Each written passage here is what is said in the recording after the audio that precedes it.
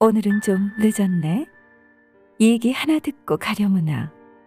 2004년 8월 27일 10시 40분경 반포동의 한 빌라에서 굉장히 심각한 악취가 새어나와 다른 세입자들의 민원이 속출하기 시작해 냄새가 심한데 인기척은 없었고 새들어 사는 여성인 32세 마모 씨는 며칠째 보이지 않았지.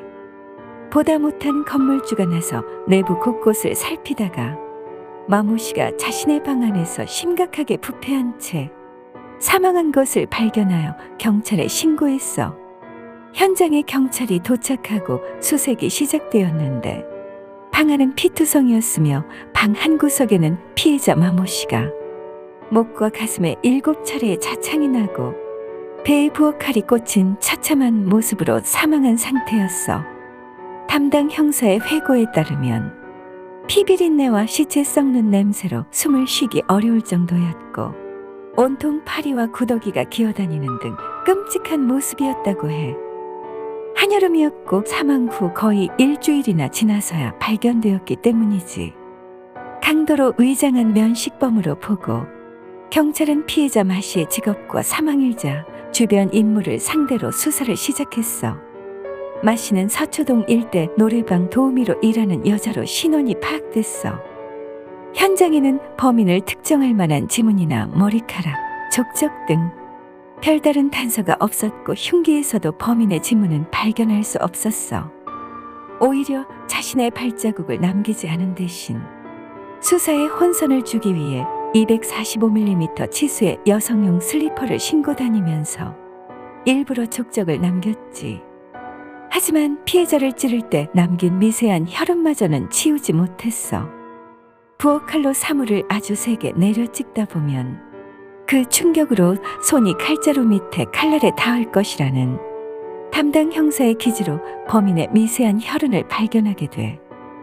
마침 피해자가 살해된 날짜인 8월 21일 12시 30분경 지인에게 도시가스 검침원이 와 있다며 통화를 나눈 것이 확인되어 가스검침원들을 상대로 초점을 맞춰 수사를 진행했는데 가스검침원으로 가장한 범행을 위주로 수사를 하면서 면식범일 가능성도 배제할 수 없었기 때문에 피해자와 그동안 접촉했던 주변 인물들을 수사했어.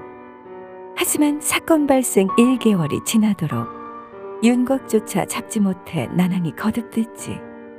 2004년 9월 28일 추석 강력일반 형사들은 피해자의 원한이라도 풀어주기 위해 숨진 마 씨의 집에서 밤샘을 하며 위령제를 지내주기도 했다고 해.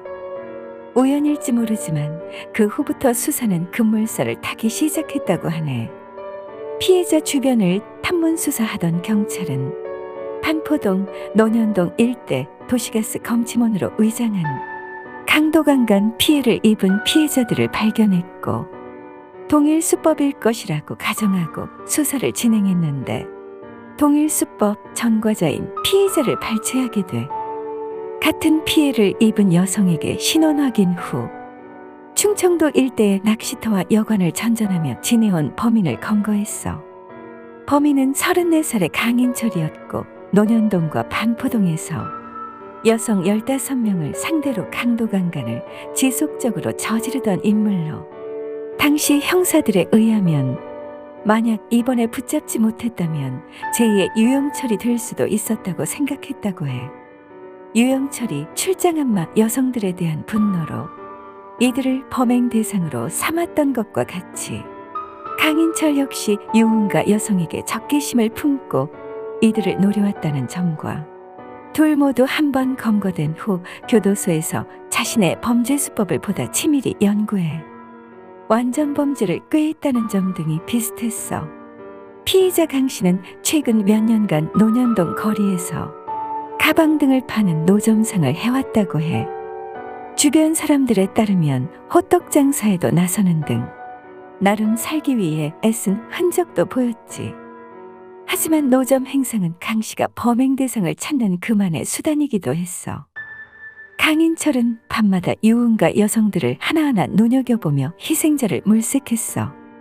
실제 강 씨에게 당한 피해자들은 대부분 롱살롱, 단란주점, 안마시술 속 노래방에서 일하는 여성들이었어. 강인철의 첫 범행은 2001년 12월 13일에 일어났어.